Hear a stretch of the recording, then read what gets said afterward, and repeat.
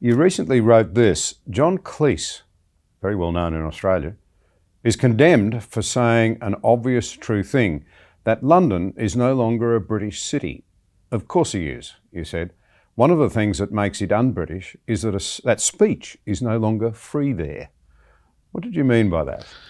Well, the speech is no longer really free in this country.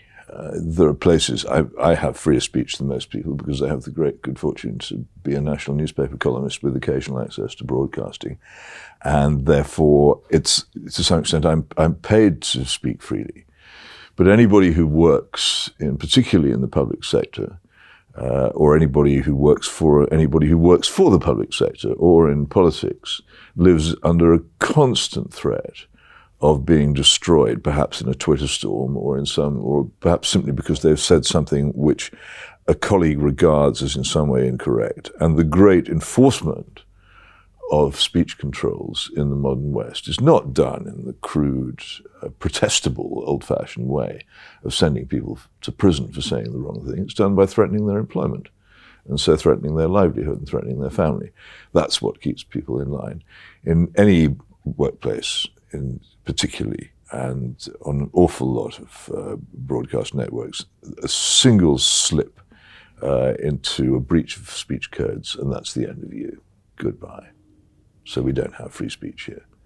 And that's been has accompanied the huge revolution in this country, which really got going once the Berlin Wall collapsed and the left escaped from their association with the Soviet Union and began to mount the enormous long march through the institutions which has taken place, which was accompanied by a huge amount of multiculturalism.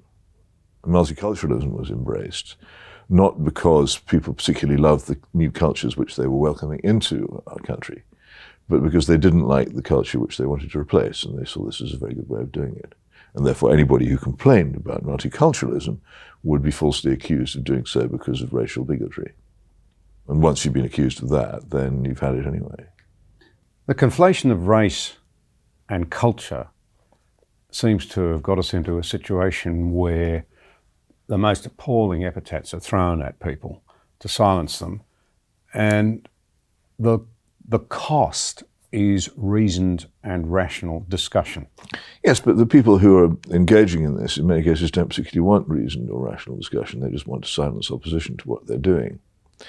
And the extent to which they know what they're doing and the extent to which they do it instinctively is always a difficult question to resolve.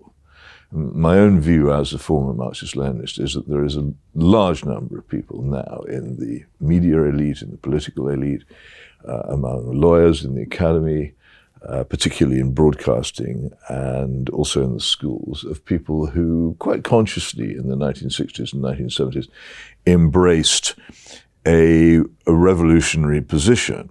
Now, they didn't, when they went off and went to work and became employed, they didn't continue to be, for instance, members of or sympathizers of Trotskyist sects, but they didn't give up their revolutionary views. And they turned them into cultural change, because that's how revolution actually proceeds in the modern world.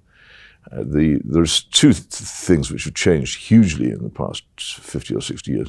One of them is warfare, which is certainly in advanced countries very seldom now conducted by invasion, and almost always conducted by subversion of the regime by people power and other means than that. And the other is revolution, which is no longer conducted by a seizure of the railway station and the barracks and the police station and the telephone exchange, but by a seizure of the university and the school and television studio and the newspaper office. And that's how it's done. And these people fanned out from their universities and their colleges of education at the end of the 60s and the beginning of the 70s.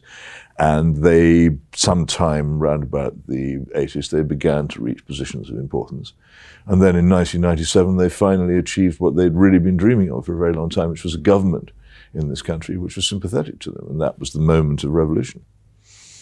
Since then, since 1997 in this country, there has been an extraordinary, accelerated charge towards a transformation of almost every aspect of our society. I'm always amazed how few people can see it.